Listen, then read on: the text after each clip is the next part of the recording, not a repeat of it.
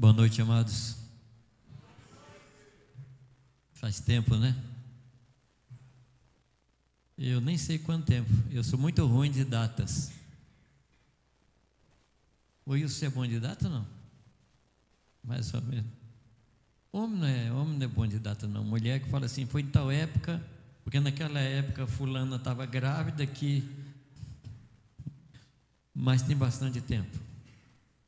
Eu louvo a Deus por esse tempo, não pelo tempo que a gente estava afastado, mas por tudo aquilo que Deus fez nestes anos aí, que a gente andou ausente um do outro, Como vocês sabem, no dia 20 de julho de 22, a minha esposa foi levada aos céus e ela orou pedindo para ir, deu ao Senhor como ela queria ir e foi exatamente, Deus atendeu a oração dela. Eu estava fora, nessa época a gente morava em Cascavel, Paraná, e eu estava fora, estava em Florianópolis, exatamente indo para o funeral do nosso consogro. E eu estava lá, voltando para casa para que eu pudesse ir, estar com a viúva. E aí na quarta-feira, quando eu estava voltando, aí ela faleceu. Ela pediu para Deus para ir sem dor, sem dar trabalho, e de repente foi exatamente assim que aconteceu. E naquele momento, passado alguns meses, eu não sei se estabeleci no meu coração ou achei que ia acontecer, que nunca mais eu falaria para casais, nunca mais eu falaria sobre família, pois Deus como é que eu diria? Eu nunca falei tanto sobre família, sobre casais, como depois que ela se foi. Nos últimos 2 anos, eu coloquei diante de Deus visitar todas as congregações que eu assisto, não são poucas. Eu viajei, voltava em casa, ficava 4 dias e viajava de novo. E eu estabeleci um tempo de 2 anos para visitar todas as congregações. Deus me deu graça que em 1 ano e 7 meses eu fiz. E o que eu fiz nesse tempo? Eu falei o tempo todo sobre a casa como igreja. Esse foi o tema. E creio mesmo, tenho absoluta convicção de que a igreja precisa voltar para o lugar de onde ela nunca deveria ter saído, que é para casa. Eu não estou falando de local de reunião. Confesso a vocês que eu tenho dificuldade muito grande quando estou falando esse tema para pastores, porque eu falo de igreja na casa e eles pensam que é para trocar local de reunião. Então vai para casa e faz uma reuniãozinha pequena, que é cópia da grande. Então faz uma reuniãozinha, estuda um tema, canta uma canção, faz exatamente a mesma coisa. Mas não é isso que é a casa como a igreja ou a igreja na casa, não é isso. Então nesse tempo eu passei visitando os pastores, visitando as congregações, trabalhando nesse sentido, de levar os irmãos a compreenderem o que Deus tinha para nós. E foi em cima desse assunto que Deus me deu esse livro, A Casa e a Igreja. É uma volta à nossa essência. Vocês estão reparando aí que tem um desenho de uma casa, Ali tem uns livros ali atrás, depois vocês vão ver. Isso aqui foi que eu pedi à minha neta de 6 anos que ela desenhasse uma igreja na casa. E ela desenhou isso aí, desenhou um violãozinho, desenhou uns negócios que eu não sei se é sorvete ou microfone, na mão das pessoas que estão aí. E a minha filha fez um prefácio e ela conta essa experiência delas ali. E a família dela são 5 pessoas. O nome dela é Olívia. Eu falei: Olívio, mas na sua casa são 5 pessoas. Ele falou: vô, não é minha família, é a igreja na casa. Ela entendeu. Ela entendeu, com essa idade, ela entendeu esse princípio. E o que é que eu estou falando nesses lugares onde eu vou? Quero resumir rapidamente. São alguns pontos que eu tenho procurado trabalhar, e esse exatamente não é o tema central de tudo que eu vou falar, mas esses pontos que eu vou contar para vocês é o que eu estou querendo alcançar como igreja. Então, a minha ida, a minha visita às igrejas é no sentido de despertar os pastores para que a gente chegue nesses pontos. E eu tenho total liberdade para colocar aqui para vocês, para propor para vocês, porque conheço um pouco vocês e sei da seriedade, do desejo que vocês têm de fazer a vontade de Deus. Então, nessas minhas viagens, eu tenho colocado como um alvo que nós tenhamos uma família cheia de Deus em cada rua de cada cidade. Uma família que viva igreja na casa, que viva como serva do Senhor em cada rua de cada cidade. E essa casa como um embrião de uma nova congregação. Amém? Eu não estou pedindo para você aceitar isso, não. Eu só quero que você entenda. Aceitar é outra história. A segunda coisa, o nosso alvo é que cada membro dessa família seja alguém que faça discípulos. Nós não podemos nos conformar que na congregação, na igreja, haja qualquer pessoa que não esteja cuidando de alguém, que não esteja pregando o evangelho, que não esteja levando pessoas ao Senhor. Talvez você pense assim: ah, mas eu não tenho esse ministério. Mas não é questão de ministério. Eu entendo que fazer discípulo e respirar está no mesmo nível.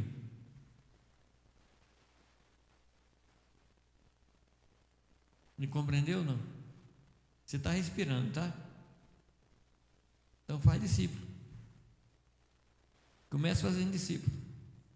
Amém? Isaías 54 fala o quê? Alegre-se, estéril, a que não deste luz a filhos.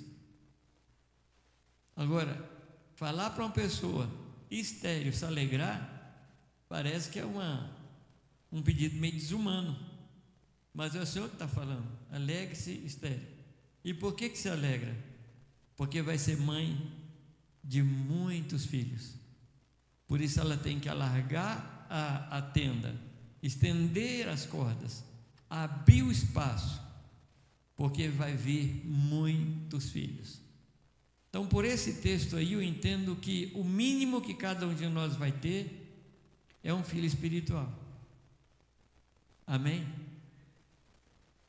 Então, nós precisamos orar para que Deus cure o nosso ventre, para que nós tenhamos filhos, e que os nossos filhos tenham filhos, e que os filhos dos nossos filhos tenham filhos, e assim até que todas as pessoas do mundo conheçam o Senhor Jesus. E eu tenho dito, amados, que nesse mundo só tem 2 tipos de gente, só 2. Se você quiser chamar de 2 raças, pode chamar também. Tem só 2 tipos: aqueles que são discípulos e aqueles que serão discípulos. Onde é que você se encaixa aí?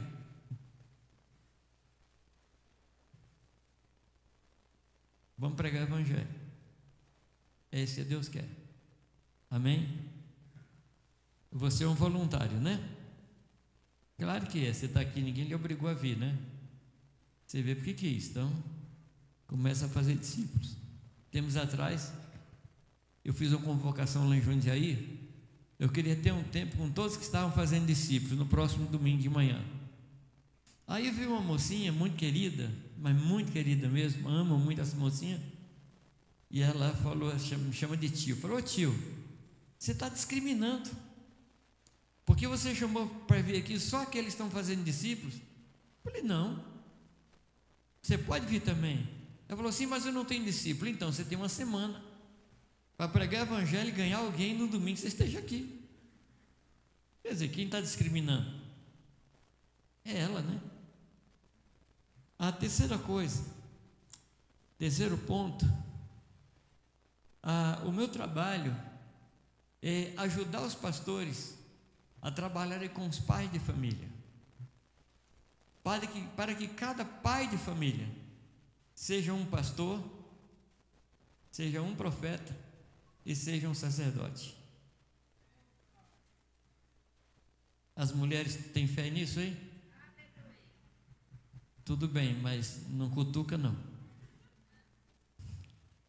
Pastor, por quê? Porque ele precisa cuidar, ele precisa suprir, ele precisa proteger. Então cada pai tem que ser um pastor na sua casa. Não somente pastor, ele tem que ser um sacerdote. Sacerdote no sentido daquele que vai diante de Deus e leva cada filho diante do Senhor. Amém? Orando pelas necessidades dos filhos. Eu tenho um filho de 26 anos, não é casado ainda, a gente mora junto, e todas as noites nós oramos juntos, e a minha oração com ele é que Deus mande uma esposa para ele. Eu estou com pressa, eu quero que passe lá uma menina, sequestre e leve sem resgate, leve embora, pode mandar currículo que eu estou aceitando. Minha oração por ele é essa. Minha oração é para que Deus dê a ele uma profissão que sirva de ferramenta para o ministério dele. Oro para que Deus dê a ele um ministério cheio do Espírito Santo. E junto nós estamos orando por pessoas que ele precisa evangelizar, que ele está cuidando. Então, quando eu falo de ministério sacerdotal, eu estou falando isso. Jó fez isso. Jó, ele passava com seus filhos, comia com cada filho e depois ele oferecia sacrifício ao Senhor, porque por acaso seus filhos pudessem ter pecado, ele estaria levando os filhos diante do Senhor. Um quarto ponto que a gente está procurando, estou falando aqui de igreja na casa, tá, amados? Isso aqui é o meu projeto de igreja na casa. O quarto ponto é que cada mãe de família seja uma mulher cheia de Jesus Cristo para edificar a sua casa. Eu quero que você se lembre que a palavra de Deus não fala que o homem sábio edifica a sua casa. O que é que a Bíblia fala? A mulher sábia edifica a casa. Então muitas casas não são edificadas, não é por causa dos maridos, mas por causa das mulheres. E para isso nós precisamos que as mulheres mais experientes trabalhem com as mulheres mais jovens, para que elas amem a Deus acima de tudo, amem seus maridos, amem os seus filhos e sejam uma boa dona de casa, para que o evangelho não seja difamado. É isso que diz a palavra de Deus. E o quinto ponto, que é o nosso alvo, que cada filho nosso seja uma flecha nas mãos do guerreiro. Isso é o que nós queremos. Os nossos filhos não foram dados a nós para serem bons profissionais. Os nossos filhos foram dados a nós para que nós os preparemos para serem obreiros na casa do Senhor. Agora, obreiro pode ser um médico, obreiro pode ser um carpinteiro, obreiro pode ser um professor, mas antes de tudo, um obreiro do Senhor. E aí eu pergunto a vocês: quantas famílias você conhece que está preparando os filhos para o ministério? Quantas famílias você conhece que está preparando os filhos para o ministério? Tá, vou te fazer outra pergunta. Quantas famílias você conhece que está preparando os filhos para ter uma boa profissão?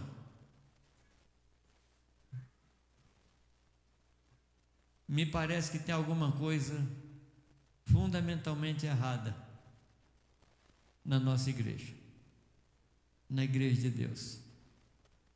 Então nós precisamos preparar os nossos filhos. Nossos filhos são as flechas, nós somos os arcos e o guerreiro é o Senhor. Ele vai lançar os nossos filhos para fazer a sua vontade onde Ele quiser. Amém? Alguém diz que nós não precisamos ou não devemos preparar os nossos filhos para vencer no mundo. Precisamos preparar os nossos filhos para vencer o mundo, o que é diferente, o que é muito diferente. Amém? Então, esses 2 anos, eu passei por aí, Brasil quase que inteiro, falando desse tema. Então, por causa disso que surgiu esse livro. Não estou fazendo propaganda de livro, eu não sou um escritor, nem sou vendedor de livro. Então a gente escreve e eventualmente alguém lê. Então, é isso aí. Eu queria que você abrisse sua Bíblia comigo na primeira carta de Pedro.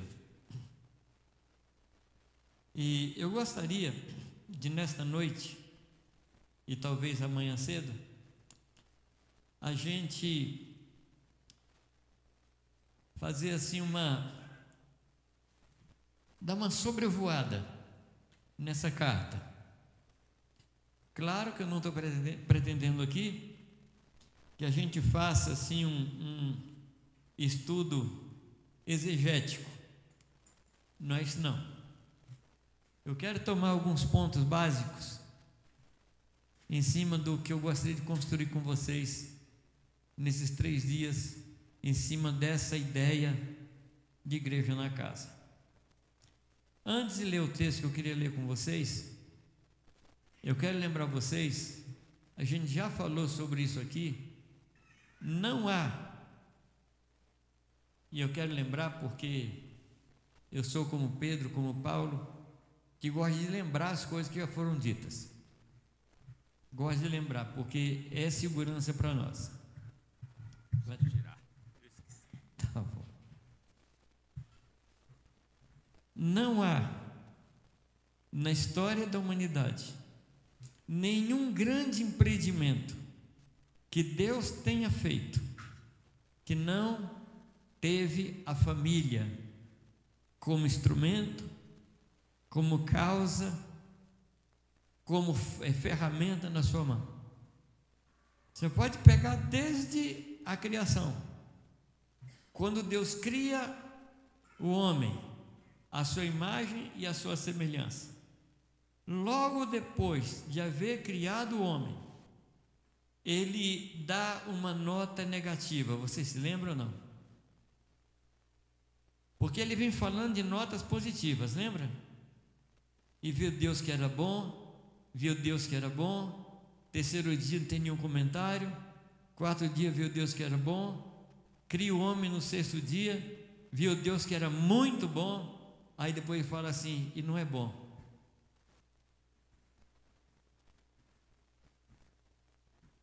E o que é que ele falou? Não é bom que o homem esteja só. Eu gostaria que a gente parasse para pensar um pouco. Quando Deus fala isso, Ele está decretando ou está constatando?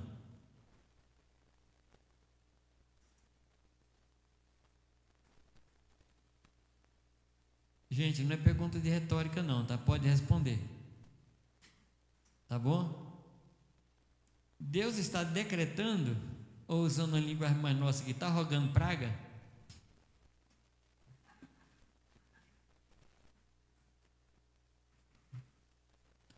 Ou Ele está dizendo que não é? Ele está dizendo que não é. Mas por que Ele não fez já os 2? Vocês têm alguma resposta para mim, não? Hã? Mas você sabe que de fato ele fez. É que quando Deus fez o homem, macho e fêmea fez. Sim ou não? E aí, o texto diz que não se achava. Não se achava. Ou seja, alguém estava procurando. Não se achava significa que alguém estava procurando.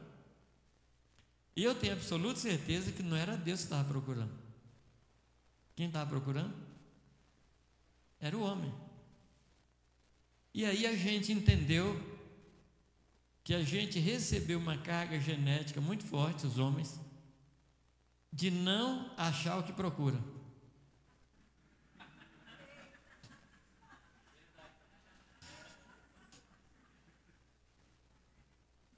Sim ou não? Você conhece alguém que não acha as coisas que procura em casa? Um dia eu estava no mercado lá em Jundiaí, terminei de fazer a compra, cheguei no caixa, a moça perguntou: o senhor achou tudo que o senhor queria? Eu falei assim: não. O que você procurou? Isso aqui. Ela falou: tem aí? Eu falei: não tem.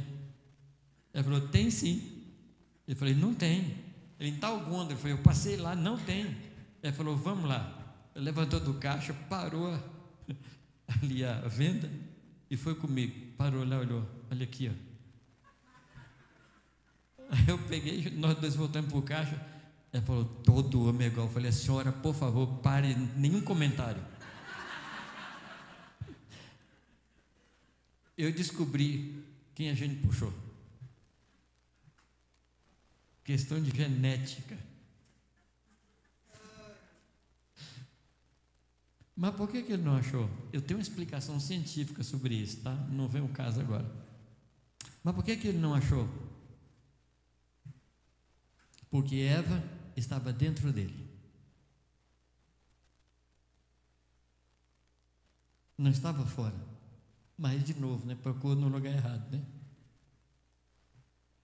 Aí Deus faz com que ele dormisse e dali tira a mulher. Correto? E tudo isso ele fez para entregar ao homem a administração, agora não mais só do jardim, mas a administração de todas as coisas. Ou seja, amados, o homem foi feito para servir a Deus.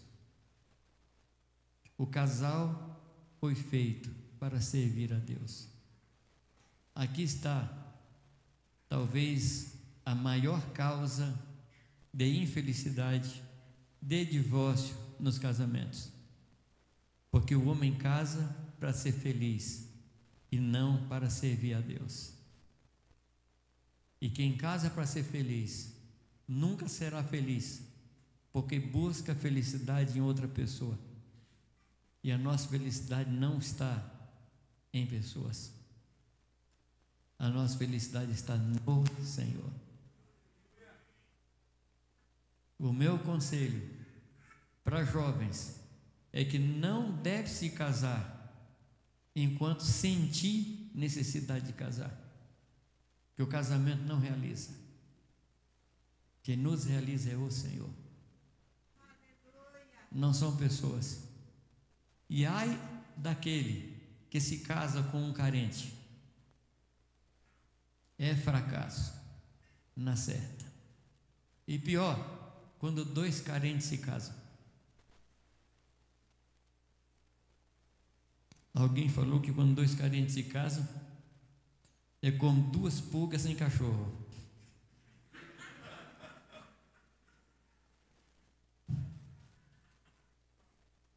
Voltando para a coisa séria. Quando Deus quis refazer a humanidade, Deus não chamou homem solteiro. Deus chama Noé e a sua casa. E vocês conhecem a história? Quando Deus quer criar uma nação para si, Ele chama Abraão e Sara para formar a sua nação. Mais tarde, quando o povo de Deus vai para o cativeiro, você se lembra por que é que foram ao cativeiro? Se você ler Jeremias, o livro de Jeremias, você vai entender o motivo pelo qual o povo foi para o cativeiro.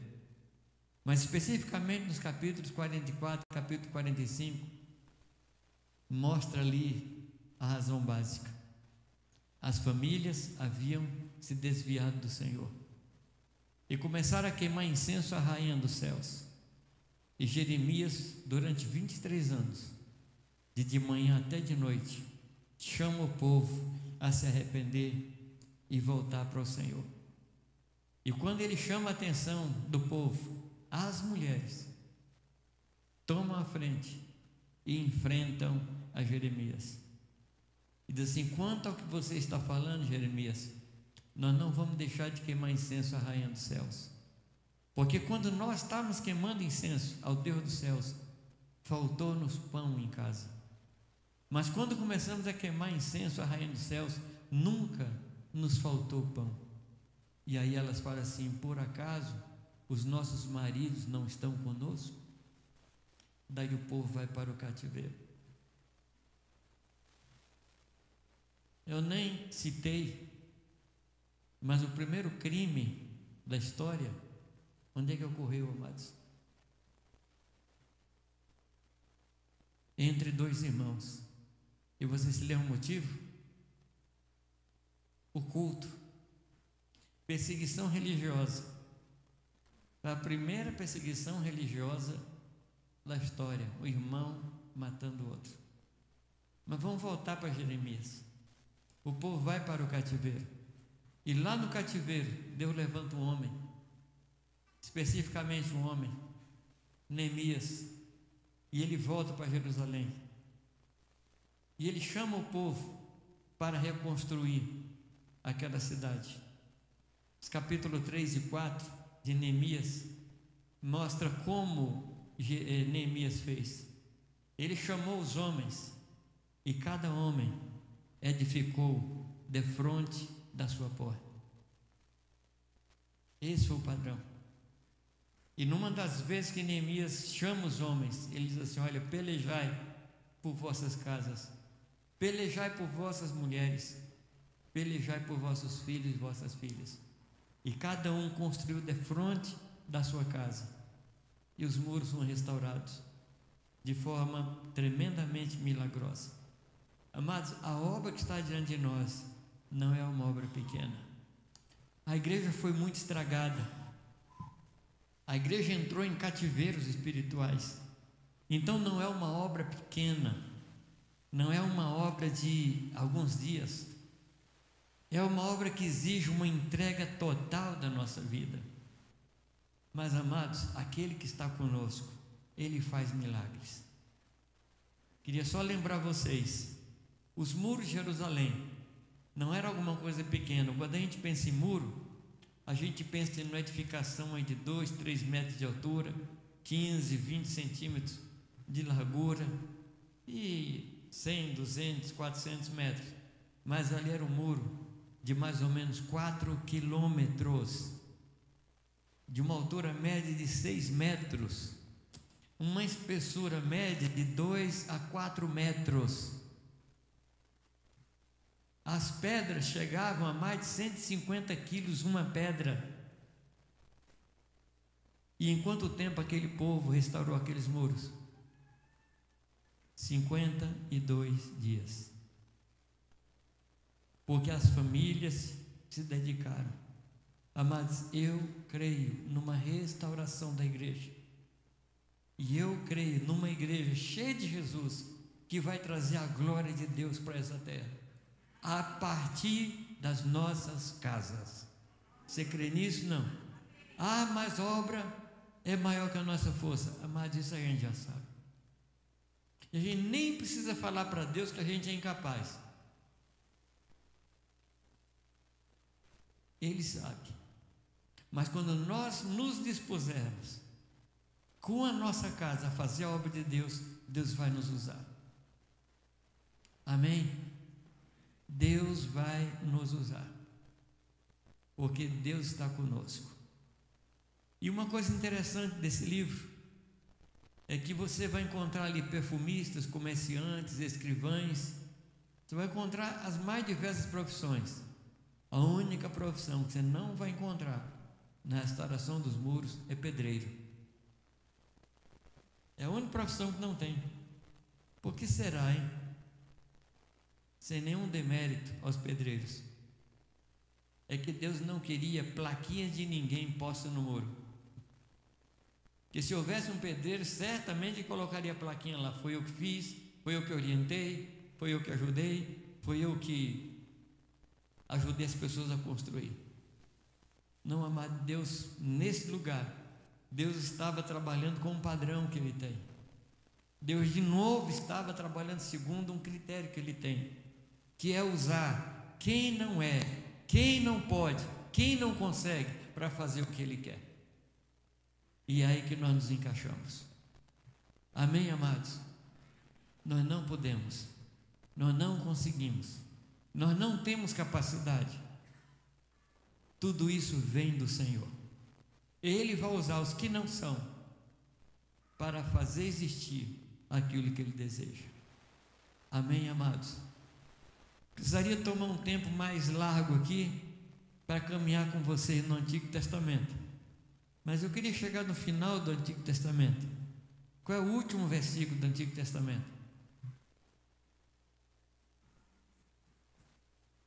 Fala da vinda do espírito de Elias e fala de uma obra que o espírito de Elias faria, que ele viria e converteria o coração dos pais aos filhos e dos filhos aos pais, para que ele não viesse e ferisse a terra com maldição. Amados, a maldição vai terminar, a maldição vai acabar quando as nossas famílias se posicionarem diante do Senhor. Quebra de maldição, desculpa, amados, não é um ato profético, é uma forma de vida. Não é um momento, mas é uma maneira de viver. É quando a bênção de Deus é restaurada dentro da nossa casa, a maldição cessa. Amém, amados? Como é que começa o Evangelho de Mateus? Genealogia. Fulano é filho de fulano, que é filho de fulano, que é filho de fulano. Quando Jesus Cristo é mandado à terra, assim, falando em termos de possibilidades, Ele poderia ter vindo já aos 30 anos, sim ou não? Sim ou não? Já que Ele começou o ministério com 30. E por que Ele nasceu de uma mulher? Porque o padrão de Deus é sempre o reino de Deus, a vida de Deus vindo através de família. Deus não quebrou o seu padrão. Deus continua. E Ele toma uma menina que já estava casada. Deus poderia ter falado assim: olha, eu vou pegar essa menina solteira para não trazer vergonha para José. Não, falando, não, ela vai casar porque eu uso família. E faz com que o seu filho seja gerado no ventre dessa menina. E vocês conhecem a história. Jesus nasce no ventre de Maria. Ele é gerado no ventre de Maria. E Jesus experimentou todas as fases da vida do ser humano. Ele experimentou o que é ser um embrião, ser um feto, ser uma criança. Experimentou um dos momentos mais críticos da vida humana, que é o parto. Ele experimentou isso. Ele passou por isso, porque ele não sabia isso. A gente diz que Deus sabe tudo, mas ele não sabia. Ele não sabia o que era passar por um parto. Ele experimentou. E ele foi resgatando todos os momentos da história humana. Ele foi criança, ele foi juvenil, ele foi jovem, e não pecou em nenhum momento, restaurando e mostrando ao homem como era a vida que ele gostaria e que ele quer que vivamos. Quando ele, no capítulo 9 de Mateus, ele olha as multidões aflitas e exaustas como ovelhas que não têm pastor, ele chama os seus discípulos e fala que eles orassem ao Senhor para que Deus enviasse ceifeiros para a sua seara. E a pergunta, amados, capítulo 10, ele dá a mensagem tira do coração deles qualquer preocupação com relação ao sustento. E diz assim: quando vocês entrarem na cidade, faz o quê? Procura uma casa digna. Qual era o problema? Falta de pastoreio. Onde é que é resolver? Nas casas. Vocês acham que é coincidência? Ou é propósito? É propósito do Senhor. Amada, a história da humanidade vai ser resolvida no ambiente da família. É ali que vai ser tudo resolvido. Amém? Aí depois ele fala as parábolas de Lucas 15. Você se lembra as 3 parábolas de Lucas 15? A parábola da ovelha perdida, da dracma perdida e do filho perdido. E se vocês repararem essas parábolas e colocar elas paralelas, você vai perceber que aquelas parábolas formam uma só parábola. E como é que as 3 parábolas terminam? Você se lembra ou não? Estou puxando, né? Cabeça de vocês, né? Como é que as 3 parábolas terminam? Quem me ajuda aí? Ovelha perdida, filho perdido e a dracma perdida. Mas como é que as 3 terminam?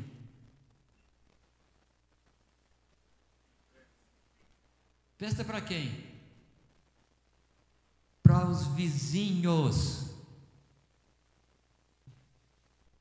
Todas as 3 parábolas trazem alegria para os vizinhos. Será que é coincidência, queridos? Quando nós restauramos a vida de Deus na nossa casa, os vizinhos se alegram. Tem algum ensino aí, queridos? Ou será que o Senhor terminou assim só para ficar mais bonitinha a história? Ele está mostrando de onde é que vai chegar a vida de Deus aos nossos vizinhos, através da nossa casa. Amém? Bom, se nós passarmos pelo livro dos Atos, a história dos Atos, onde é que a igreja cresceu? Onde é que a igreja floresceu? É verdade que a igreja se reunia no templo e de casa em casa. E nas casas partia o pão, com singeleza de coração. E ali não havia nenhum necessitado. Então parece que eles tinham um templo e tinham as casas. Querido, não é verdade, eles não tinham um templo. Porque no templo não reunia ninguém. O templo ao qual se refere a Escritura, na realidade são os pátios, onde as pessoas estavam, o pátio dos gentios, o pátio dos judeus. Era um momento assim de celebração, de alegria, de um conhecer outro, mas a igreja crescia realmente nas casas. Era lá que a igreja crescia. Romanos capítulo 15, capítulo 16, mais especificamente a partir do capítulo 14, você vai ver Paulo falando sobre a igreja que reunia nas casas. Nessa época, segundo alguns estudiosos, a igreja de Roma tinha mais de 500.000 pessoas. Não era uma congregação pequena, não. Onde é que esse povo reunia? Onde é que estava esse povo, amados? Não era no Coliseu. Cristão só ia para o Coliseu para alimentar leão. Não era para reunir. Era para ser dado às feras. Porque a igreja realmente crescia através das casas e pelas casas.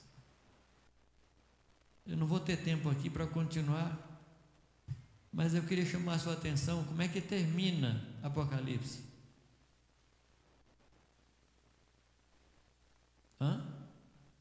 Um casamento. Apocalipse termina com um casamento. Aí eu pergunto a você, qual é o assunto da Escritura, hein? Você vai encontrar isso na Escritura do começo ao fim. Amém? Bom, tudo isso aqui é preâmbulo do que eu gostaria de falar entre hoje e amanhã. Então abra sua Bíblia comigo na primeira carta de Pedro, capítulo 2.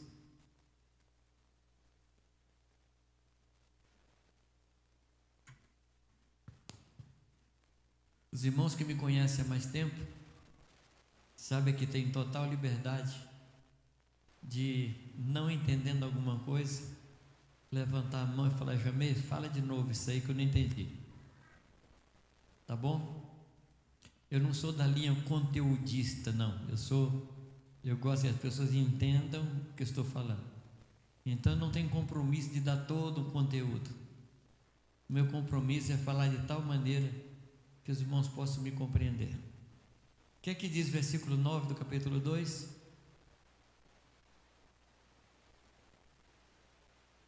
Vós, porém, sois geração, nação santa,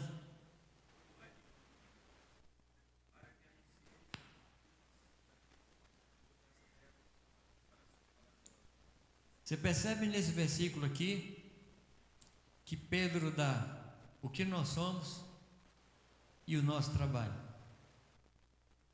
Sim? Fala o que nós somos e o que nós devemos fazer. O que nós somos? Diz que nós somos geração eleita. Nós não somos uma geração espontânea. Nós não somos assim uma geração que foi jogada no mundo. Nós somos uma geração apontada por Deus, eleita por Deus. Não nascemos por acaso, fomos formados pelo Senhor. Amém? Fomos eleitos por Ele. E Ele diz mais que nós somos sacerdócio real, sacerdócio do Rei. Não sacerdócio segundo a ordem de Levi, mas um sacerdócio da ordem de Melquisedeque, sacerdócio da ordem do Senhor Jesus Cristo. E o principal trabalho de um sacerdote é trazer Deus aos homens e levar os homens a Deus. Esse é o nosso trabalho. Amém, queridos? Todas as outras coisas na nossa vida precisam girar ao redor desse ponto central. O texto mais diz que nós somos nação santa. Nós temos todas as características de uma nação. Nós temos um idioma próprio. Nós temos leis próprias. Nós temos uma bandeira e nós temos um rei. Então nós somos uma nação.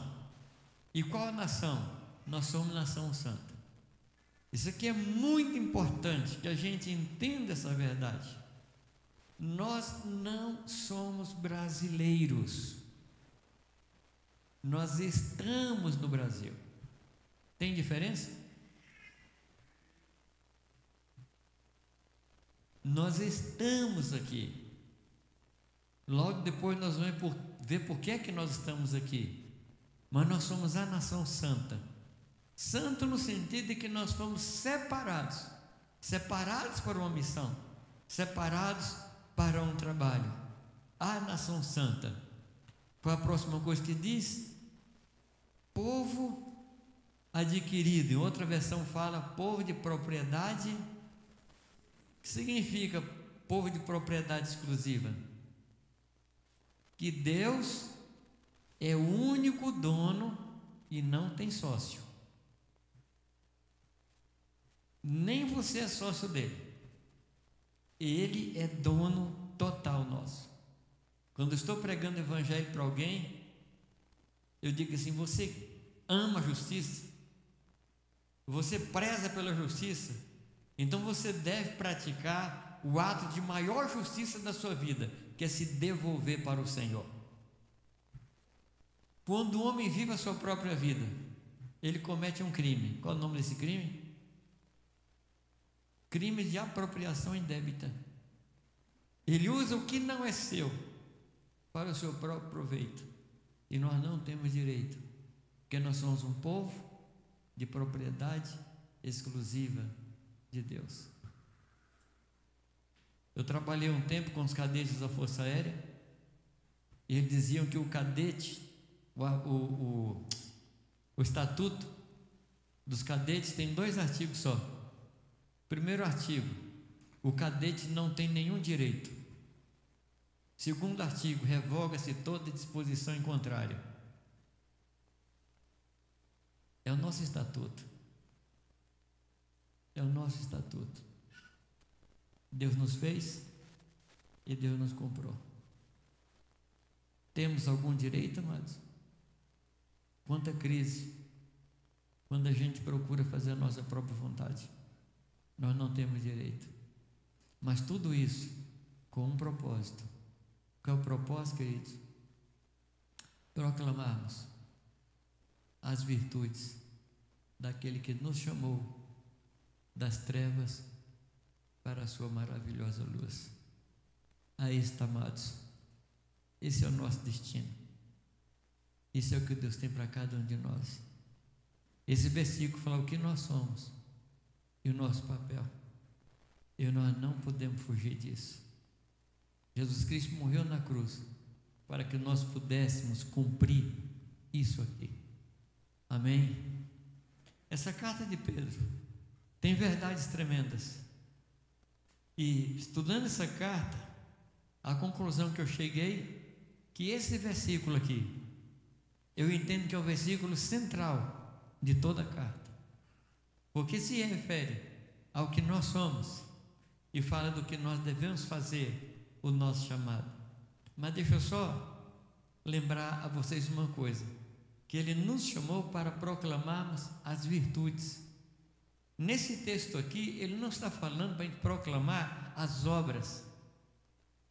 Salmos muitas vezes fala que nós devemos anunciar as obras do Senhor, e é verdade. Mas esse texto aqui nos chama para algo mais profundo, que é proclamar as virtudes.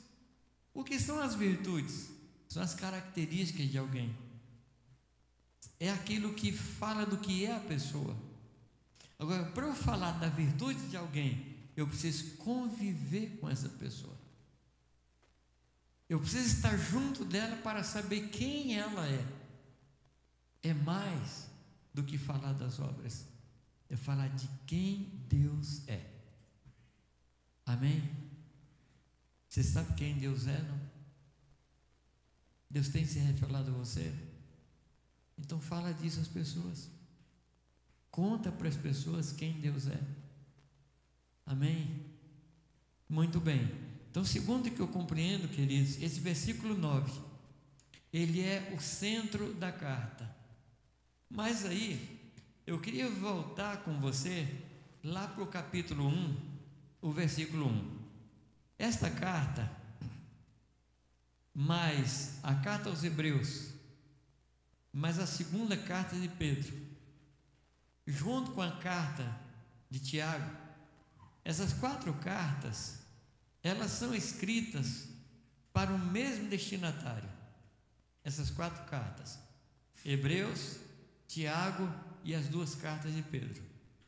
Para quem, ou para quais são as pessoas, ou quais são os destinatários dessa carta?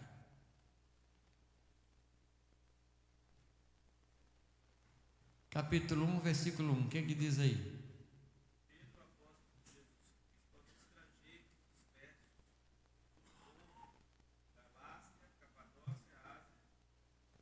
Quem escreveu? Pedro, enviado de Deus. Escreveu para quem? Forasteiros, peregrinos, que foram dispersos. Dispersos para onde? O que diz aí? Ponto, Galácia, que mais? Capadócia, Ásia, Bitínia, Goiás, São Paulo. Sim ou não? Essa carta foi escrita aos dispersos. Quem são os dispersos? Quando fomos dispersos? Quando fomos dispersos? Atos, capítulo 8, versículo 1. O que é que diz lá? O ponto é o seguinte: quem não cumpre Atos 1:8, fatalmente vai cumprir Atos 8:1. Você escolhe, Atos 1:8 ou Atos 8:1. O que é que diz Atos 1:8? Recebereis poder e ser minhas testemunhas onde? Judéia, Samaria, até onde? Com o fim da terra é onde? Goiás. Ué, para eles que estavam falando, onde é o confim da terra? A gente acha que eles são o confim da terra, eles acham que somos nós. Mas nós chegamos no confim da terra. Nós estamos aqui. Correto? Quando é que a igreja foi dispersa? Atos capítulo 8, versículo 1. Atos capítulo 1, verso 8, vai falando do que iria acontecer no capítulo 2, versículo 4. Lembra? O Espírito Santo veio. Havia naquele dia ali pessoas de mais ou menos 14 nações. O Espírito vem sobre aquelas pessoas e estão cheios do Espírito Santo, e cada uma falava em línguas na medida que o Senhor ia concedendo que falassem. E as pessoas que estavam ali foram impactadas pelo Evangelho, e naquele dia mais de 3.000 pessoas se converteram. Correto? O que aconteceu depois disso? Então tá, vamos lá. Por favor, caminha comigo aí, tá? Viaja comigo. Ele estava lá no cenáculo, mais ou menos 120 pessoas. Eles oram e o Senhor cumpre a palavra dele e envia o Espírito Santo. Correto? E foi aquela bagunça maravilhosa. Aí o povo que estava lá de fora ouviu tudo aquilo, foi se juntando. Falou: esse pessoal está bêbado. Falei: não é bêbado, porque 9 horas da manhã tinha que estar bebendo a noite toda, né? Para chegar às 9 horas ainda bêbado. Falei: não é isso não. E aí Pedro fala de Joel capítulo 2, versículo 28. Pedro, ele, por uma revelação do Senhor, ele interpreta a profecia e localiza a profecia. Correto? E nós, pessoas, foram impactadas, porque eles perguntam: o que nós devemos fazer? E eles ensinam as pessoas sobre arrependimento, elas se convertem e todas elas são batizadas. E daí?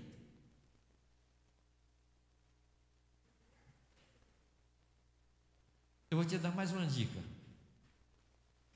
Lucas 24. Lucas 24 diz assim: olha, eu morri na cruz, eu paguei o preço, claro, ressuscitou. E agora ele fala assim: agora é necessário que vocês saiam por aí anunciando isso que eu fiz, mas não saiam ainda não. Fiquem em Jerusalém até que eu envie o Espírito Santo sobre vocês. Então você tem que juntar Lucas 24 com Atos 1 e com Atos 2. Correto? Gente, se eu falar mais, eu vou responder.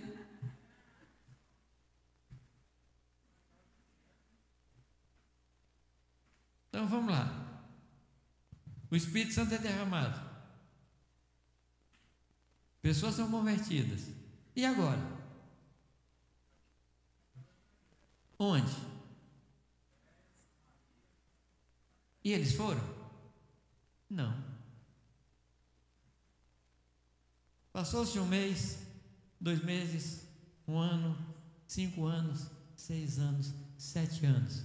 Agora, quem queria sair de um lugar desse? Milagre, boas pregações, gente sendo curada, sem fila de SUS, assim, aquela coisa tremenda ali. Quem quer sair de um lugar desse, gente? Eu também não queria, não. Mas o que o Senhor falou em Lucas 24 é que eles deveriam ficar em Jerusalém até que do alto viesse o Espírito Santo. O Espírito Santo veio. O que deveriam fazer? E por que não saíram? Capítulo 8. Naquele dia veio uma santa, linda e maravilhosa perseguição. E eles saíram dispersos. Capítulo 11 diz: e aqueles que foram dispersos pregavam em todos os lugares, e alguns anunciando somente aos judeus, mas alguns anunciaram aos gentios, e foi por aí que o evangelho chegou até nós. E eles saíam dispersos e foram pregando em todos os lugares. Agora, queridos, um povo que chega numa terra estranha, facilmente eles adquirem os costumes e valores do lugar para onde eles foram. Sim ou não? A pessoa começa a pegar o sotaque, começa a pegar o jeito, começa a mudar de costume, vai se esquecendo.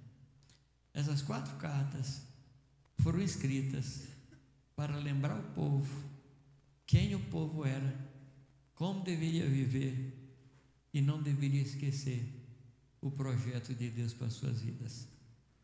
Essas 4 cartas têm essa finalidade, escrevendo isso para que eles se mantivessem na visão e no propósito que Deus tinha para eles. Amém?